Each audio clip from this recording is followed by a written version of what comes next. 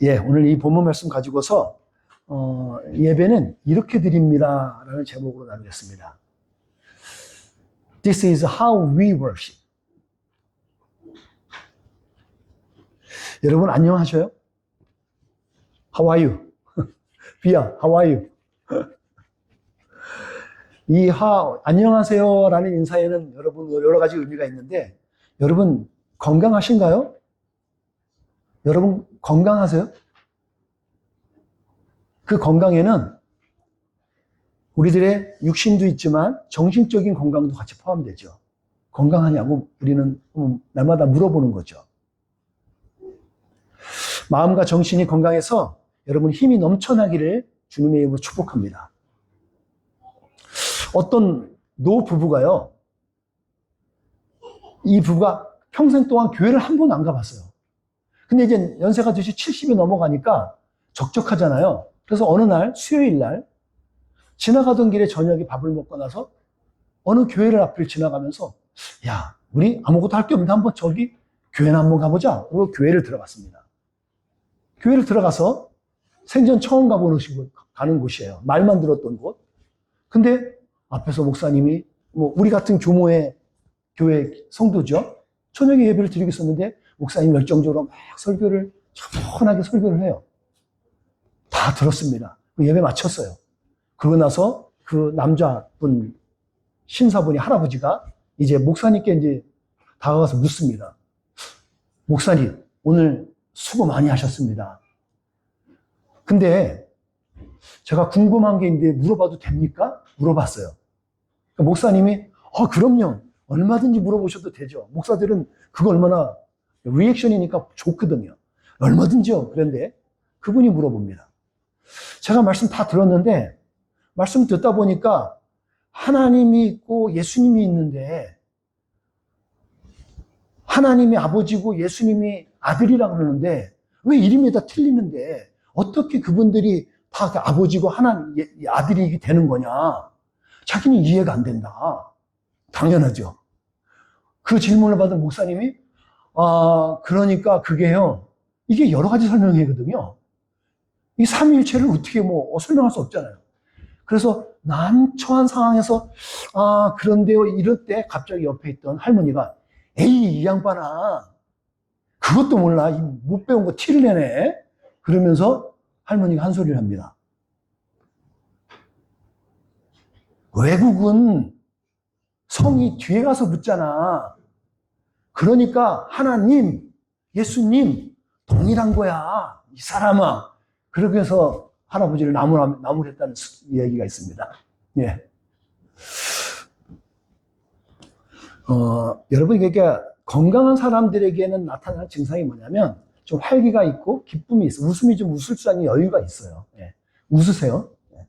억지로 만들어서 웃자기도 하자고요. 예. 미친 척 한번 웃어볼까요? 예. 웃으세요. 예. 세상에 엄청난 일이 없어요. 예. 여러분, 요즘 건강에 대해서 우리가 참 많이 이슈가 되고 있습니다.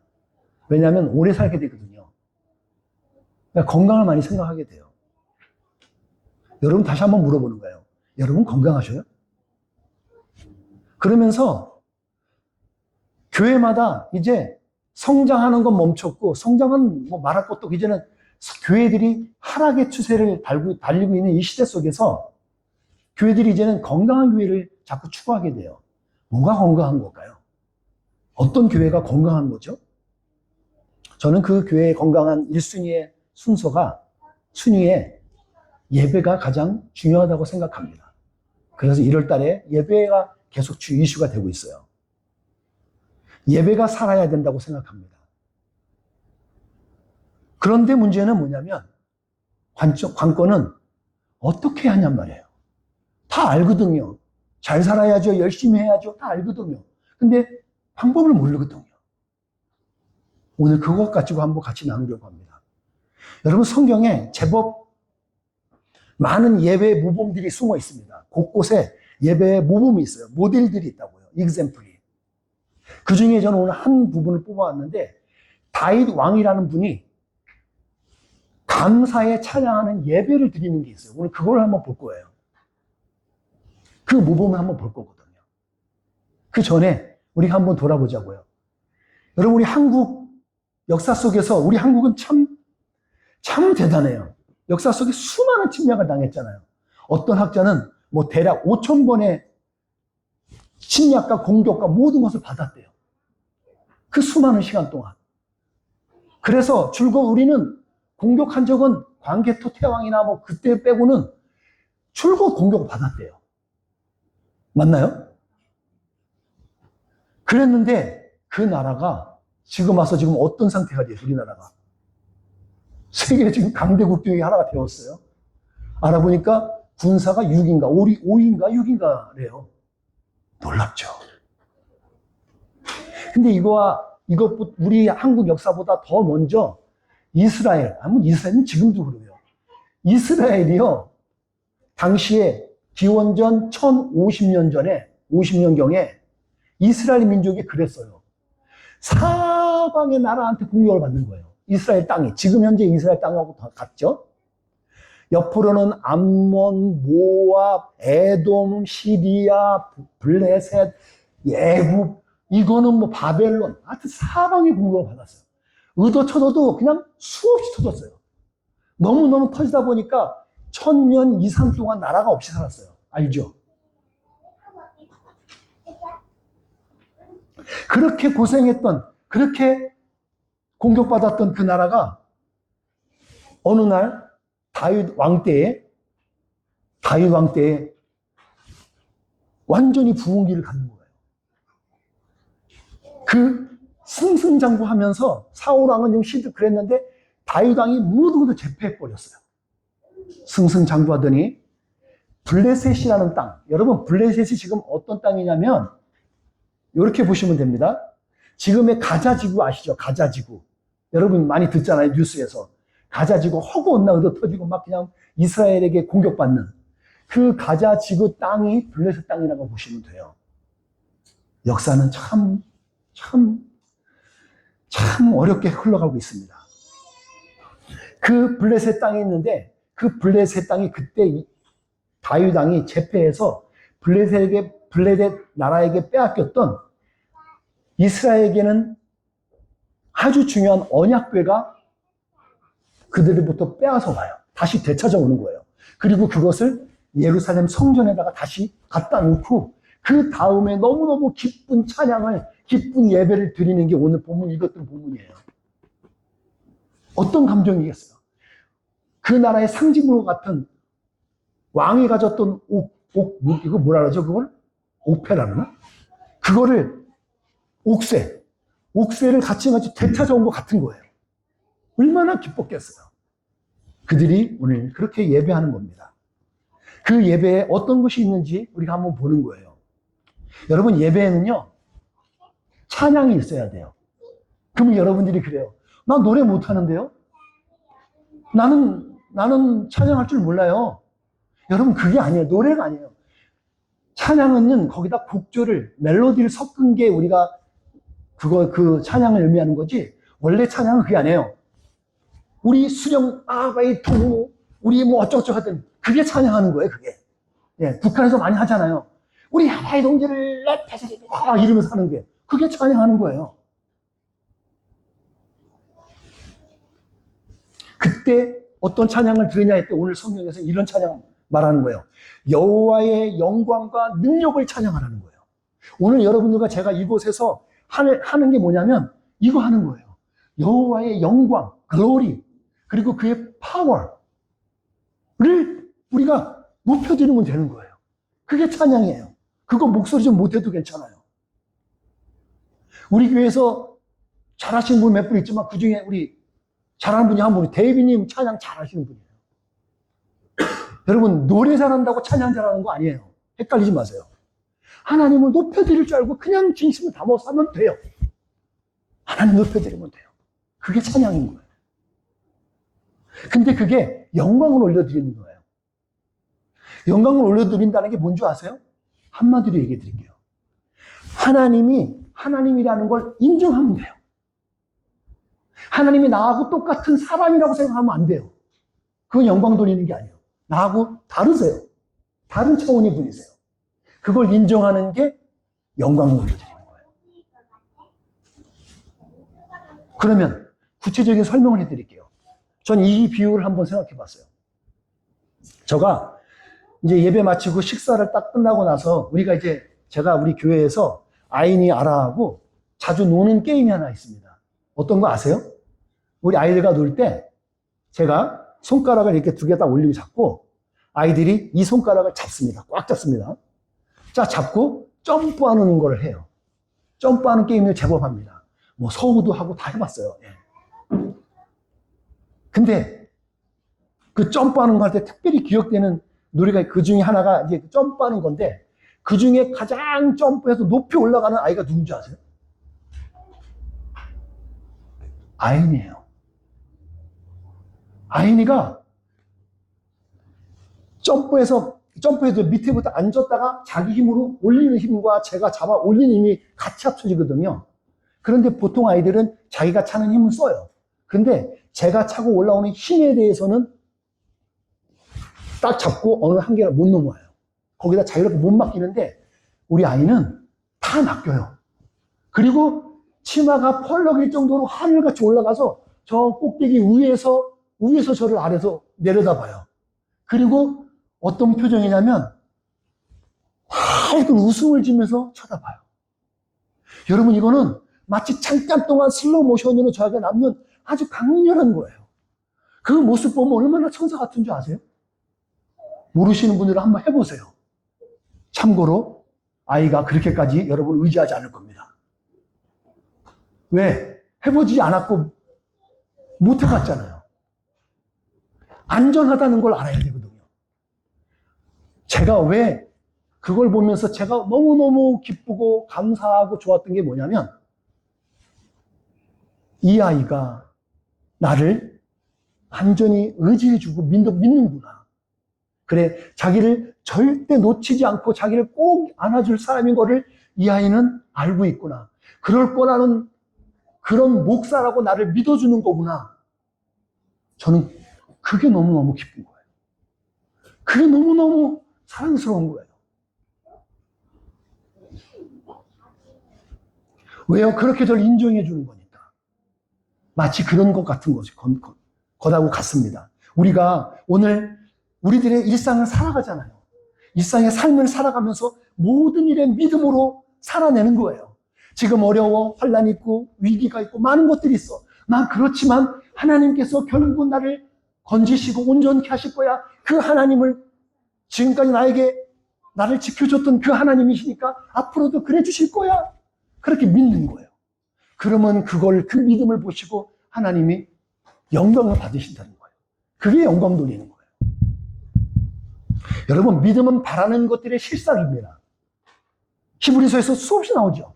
믿음은 우리가 바라고 있는 것, 그것의 실제예요, 실제. 그러니까 지금 우리가 5년 후, 앞으로 10년 후에 벌어질 일이 단순히 미래에 있어질, 퓨처에 있을 단순히 그 얘기가 단순히 미래가 아니라 그 미래가 지금 당장 나에게 있어진 것처럼 오늘 살아가는 거예요. 오늘 나에게 바라던 소망이 이루어질 것을 확신하는 거예요, 지금. 안 됐지만.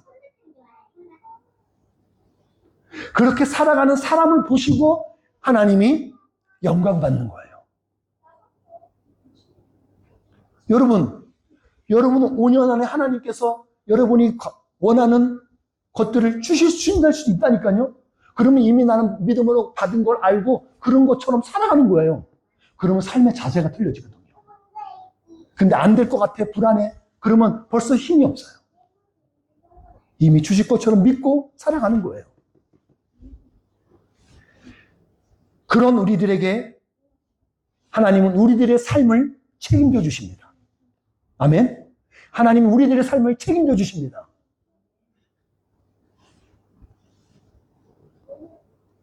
믿음으로 될지어다.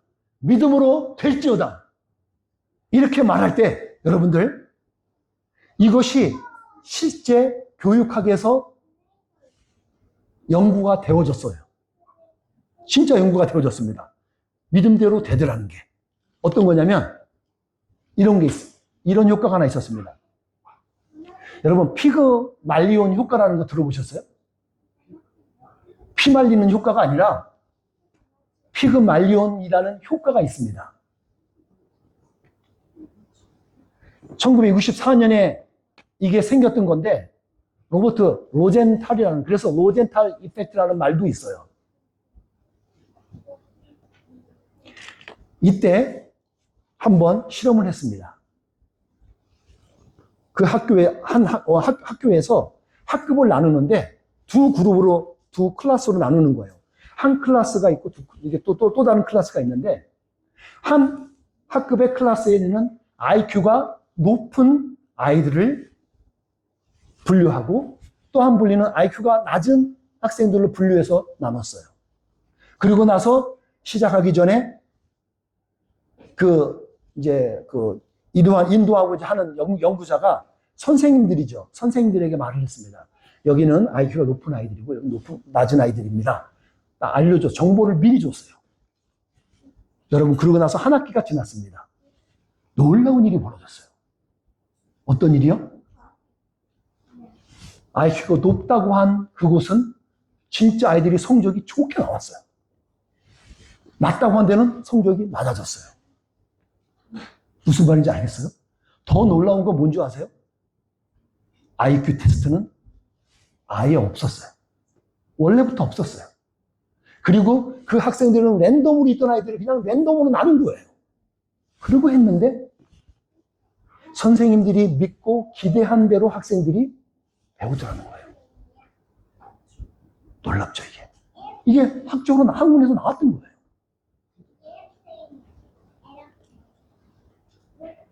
믿음을 가지고 기대한 대로 결과가 나와요. 그런 부분에서 히브리서의 기자는 놀라운 걸 우리에게 말해주는 거예요. 믿음은 너가 바라는 것들의 실상이라는 거예요. 사랑하는 성도 여러분, 하나님의 영광과 능력을 찬양하십시오. 내 환경이 아니라 하나님의 상황에서, 하나님의 말씀을 의지해서 하나님의 영광을, 하나님의 능력을 찬양하십시오. 반드시 하나님께서 우리의 상황과 미래를 책임져 줄 것을 믿습니다. 여러분, 우리를 먹이시고 입히시고 재우시고 우리의 모든 위험의 순간들을 구원하시는 하나님이세요. 아멘? 우리가 죽을 위기도 다 살리신 분이 하나님이세요. 우리가 차를 타고 비행기를 타고 이 모든 위험한 요소 가운데서도 하나님 우리를 언제나 보호하십니다. 지키십니다. 여러분, 이런 고백이 저만의 고백인가요? 저는 여러분의 고백인 줄도 믿습니다. 여러분도 그런 고백이 있는 줄 믿습니다. 두 번째는 예배에는 이게 또 들어가야 돼요. 찬양이 있으면 그 다음에 감사가 들어가야 됩니다. 감사가 들어가야 되는데, 저는 예수님을 만나기 인격적으로, 제가 진짜 이렇게 전인격적으로 지, 정, 의 세 가지가 함께 해서 예수님을 만나기 전까지는 저는 전혀 다른 삶을 살았고 사고관을 가졌던 사람입니다. 그래서 내가 왜 여기에 있지? 수없이 생각했던 장소가 바로 예배의 장소였어요. 우리 아버지의 억압 때문에, 아버지의 그냥 저것 때문에 그냥 버릇처럼 교회를 제가 한 8년을 그냥 나갔었는데, 그때 수채가 많이 들었던 게, 내가 왜 여기에 있지? 내가 왜 있어야 되는 거지? 수많이거든. 그리고 가장 지루했던 시간이 저는 설교였어요. 아니, 못 넘어 설교를 이렇게 길게 해. 막 40분 넘어가면 막 그냥 주리가 틀어지고요. 뭐 그냥 자도 40분은요, 한 번 자다가 깨도 이건 안 지나거든요. 미치겠는 거예요. 너무너무 힘들었어요. 그런데 저는 지금 그 모든 거 두 가지 말했던 것에 제가 앞잡이가 돼서 목사를 하고 있네요. 설교를 하고 있네요. 그런데 2020년 코로나 후로 우리들의 예배가 왠지 생기를 잃어가는 것 같아요. 잃었어요. 아니, 많이 잃은 것 같습니다. 힘이 없어 보여요. 그래서 다방면으로 우리가 막 변화를 추구하고 노력을 해봤습니다. 회복되지 않는 현실이 저는 냉혹하게요. 그게 현실인 것 같습니다. 그래서 저 영적으로 되게 무지 너무 답답해요. 제 영적인 상태가 그렇습니다. 그래서 저는 작년 한 해 저 길거리에 나가서 막 찬양하면서 하나님께 막 부르짖었어요. 찬양하면서, 외치면서. 그래야 살아남겠더라고요. 내 영혼이 말라면 어떻게 살아남아요? 그러다가 제가 다시 한번 생각하면서 제 목회 현장 속에서 왜 우리가 이 예배 현장에서 하나님을 진실하게 만나지 못하고 하나님의 충만하심을 맛보지 못할까? 오늘 이 말씀 가운데 전 하나 힌트를 얻었어요. 어떤 거냐면 우리가 감사가 약화되었다는 거예요. 감사하는 게 별로 없어요. 그냥 우리에게 주어지는 게 당연한 것 같이 사는 것 같아요. 나에게 주어지는 차, 나에게 주어지는 밥. 그냥 안전하고 당연한 안전하지 뭐. 이게 당연한 거라고 생각하는 것 같아요. 여러분들 말씀드리면서 오해는 없으시기 바라는데 이게 오늘 본문에 보니까 성경이 이런 말이에요. 아름답고 거룩한 제물을 가지고 드리라는 말씀이 나와요. 여러분 이거는 감사의 상징물입니다. 헌금은 우리가 하나님께 드리는 감사의 상징이거든요. 오해하지 마세요. 돈을 많게 드리고 적게 드리는 부분이 아닌 거예요. 하나님께 우리가 감사를 표해서 하나님께 헌금을 드려드리는 부분들인데 우리가 이런 부분에서 감사가 약화됐어요. 하나님께 마땅히 드려야 영광을 올려야 되거든요. 합당한 곳에 영광을 올려야 돼요. 이런 말씀이 있습니다. 성경에 같이 읽어볼까요? 이거 시작. 그 이름에 맞는 영광을 여호와께 돌리십시오. 거룩한 빛 가운데 계신 여호와께 경배하십시오. 우리가 하나님을 예배할 때는요. 그 이름에 맞는 영광을 올려드려야 되는 거예요. 그 이름에 합당한 곳으로. 근데 우리는 과연 그 예배 가운데 어떤 자세로 나가고 있는지 한번 우리는 짚어봐야 될 것 같습니다. 여러분 예배는 이렇게 드리는 겁니다. 여러분의 하나님 여호와를 마음과 뜻과 힘을 다하여 사랑하십시오. 이게 우리들의 신앙이에요. 우리 예배인 거고요. 저는 물질적인 부분도 마찬가지라고 저는 생각해요. 저는 여러분에게 다른 거 말하는 게 아닙니다. 여러분 헌금 많이 해갖고 그런 의미가 아닌 거예요. 여러분 절대 저는 그럴 수 있는 사람 아니에요. 제가. 근데 여러분에게 뭘 말하는 거냐면 여러분을 하나님 앞에 예배할 때 여러분이 가지고 있는 최선의 것으로 주님께 드리라는 거예요. 성의를 다하고 중심을 다해서 드리라는 거예요. 그 예배가 그게 예배라는 거예요. 그것이 없이는 우리가 하나님께 드린 씨를 뿌린 게 없는데 무엇을 거두겠으며 무엇을 기대할 수 있겠어요? 성경에 말할 때 헌금의 절대 원리는 뭐냐면 뿌린 대로 거두는 거예요. 고린도전서에서 나오죠. 우리 성도 여러분께 한 사람 한 사람 가운데 감사가 터져나오기를 여러분에게 축복합니다. 그리고 그 감사가 여러분의 간증으로 우리의 예배 가운데 설교 전에 여러분들이 간증을 5분, 10분만 해보세요. 그러면 저 설교를 더 짧게 할 수 있는 거예요. 그러면 여러분의 살아있는 간증을 좀 나눴으면 좋겠어요. 제가 간절히 구하고 찾고 기도하는 건요. 여러분의 삶의 일터 속에서 하나님이 역사하셨던 것을 이 자리에 나와서 함께 우리 교우들과 나누는 간증이 많았으면 좋겠어요. 제가 꿈꾸고 소망하는 예배입니다. 우리가 매 주일 드리는 예배는 전능하신 하나님 앞에서 기쁨과 즐거움으로 예배 드리는 거예요. 이 기쁨이 우리에게 찾아오는 게 다소 어려운 것 같지만 우리가 함께 해야 될 줄을 믿습니다. 전 요즘 이거 가지고 고민하고 있습니다. 어떻게 하면 이것을 우리가 할 수 있을까? 여러분 이건 저만의 고민이 아니잖아요. 여러분 대신해서 제가 앞에 나가서 싸우는 제가 대표 경주자가 아니잖아요. 글래디에이터가 돼서 제가 대신 싸우는 게 아니라 우리는 함께 싸우는 사람이 되거든요. 우리 교회 공동체가 살아남기 위해서는. 그리고 하나님의 뜻을 따라서 하나님의 비전을 나누기 위해서는 이게 우리가 함께 해야 되잖아요. 여러분 함께 기도해 주세요. 저를 위해서 함께 기도해 주시고 여러분도 그렇게 기도해 주세요. 주일 예배는 왕이신 하나님 앞에서 우리가 서서 예배하는 겁니다. 왕이신 하나님께요. 그런 경외함, fear죠. 하나님을 경외하는 것, 두렵고 떨림으로 그 앞에 서는 거예요. 그래서 그 구원의 하나님을 인해서 기뻐하는 겁니다. 구원해 주신 하나님께. 그곳에 영광과 능력을 찬양하는 겁니다. 그곳 가운데 하나님의 영광을, 글로리, 파워, 그것을 우리가 찬양하는 겁니다. 말씀을 마치겠습니다. 여러분과 제가 그 예배의 주인공이 되어야 될 줄 믿습니다. 다른 생각하지 마세요. 여러분 자신 생각하셔서 내가 그 주인공이 되리라. 그래서 그 예배 드리자고요. 우리가 그렇게 하나, 둘, 셋, 넷, 열이 모여서 그렇게 예배하면 우리 안에 하나님의 성령께서 강력하게 역사하실 줄 믿습니다.